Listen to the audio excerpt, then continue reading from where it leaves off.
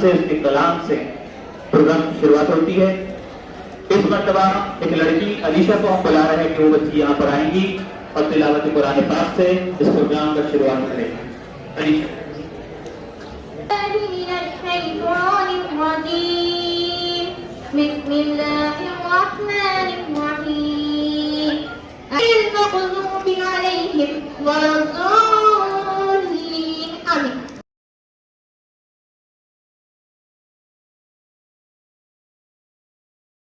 इस बादौलत जलसे के लिए जिस नामी इस्तिगरानी का नाम पेश किया गया है, जनाब आशिक खान साहब, मैं इसकी भरपूर तारीफ करता हूँ। न्यूज एक ही जगह पर एक ही दिन में सारे बच्चों को रिपीट करवाए। यकीन करिए, अगर आप दिन भर पढ़ाई करेंगे तो उतना नॉलेज नहीं मिलेगा जितना आज खेल कूद में मजे मजे के अंदर हम लोगों ने यहाँ पे नॉलेज हासिल की है। हमको लता मंगेशकर के बारे में पता चला, हमको ट्विटर के बारे में मालूम पड़ा, दुनिया की सबसे महंगी फिल्म अवतार के बारे में मालूम पड़ा, हमारे राष्ट्रपति द्रौपदी मुर्मू के बारे में जानकारी मिली। एक ही छत के नीचे इतनी सारी नॉलेज हम लोगों ने जमा की है।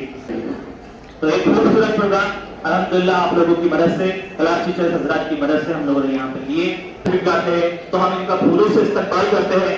और आप देखिए कि हमारे दो बड़े बुजुर्ग हमारे दरमियान तशरीफ रखते हैं। मैं चाहता हूं कि असलम सर इनका इस्तकबाल फूलों से करें।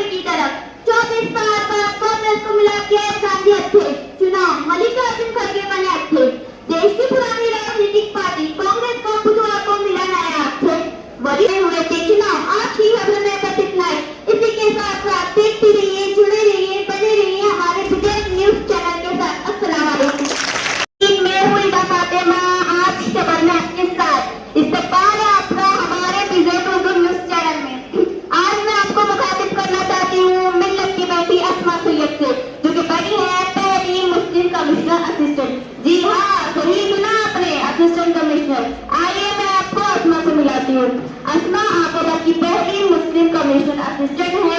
अस्मा का पूरा नाम अस्मा सैयद जहीर अहमद है। उनका मुताबिक पैदाइश महाराष्ट्र का एक गांव नांदेड़ है। उनका ताल्लुक एक मिडिल क्लास फैमिली से है। उनके वालिद एक पुलिस ड्राइवर की नौकरी करते हैं।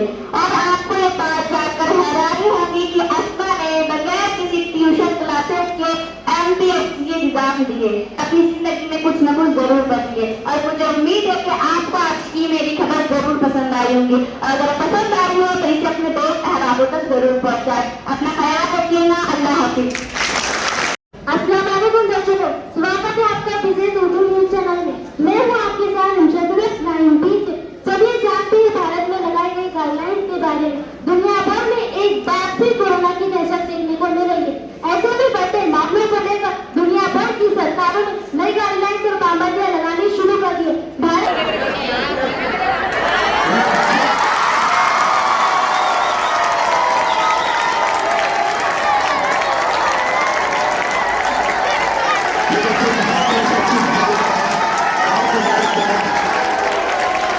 इसलिए भूल चुका हूँ कि इतने बड़े बड़े रिपोर्टरों के सामने मैंने क्या बोला, ये मुझे याद नहीं आया कि मैंने क्या जान से मेहनत करते हैं, अपना खून पसीना करके मेहनत करते हैं, जब जाके ऐसा प्रोग्राम होता है तैयार। और मैं अपने बच्चों को भी मुबारकबाद देता हूँ कि जैसे कि वो एक मिसाल है ना कि कोयले के अंदर हीरा पड़ा होता है तो वो अपनी शान नहीं भूलता। वो समझता हूँ कि ऐसा प्रोग्राम पूरे महाराष्ट्र में कहीं पर भी नहीं हुआ होगा।